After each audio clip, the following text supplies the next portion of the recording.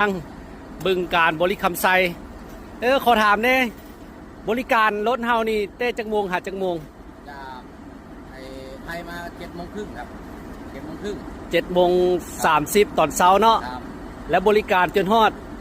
16 นาฬิกา18 นาฬิกา18 นาฬิกาก็คือ6 โมงแรง6 โมงกลางคืน7 โมงครึ่งตอนเช้าบริการจนไปฮอด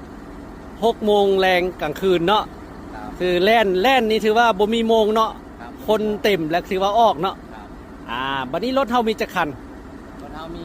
2 คันเนาะรถไทยคันนึงโอ้เป็น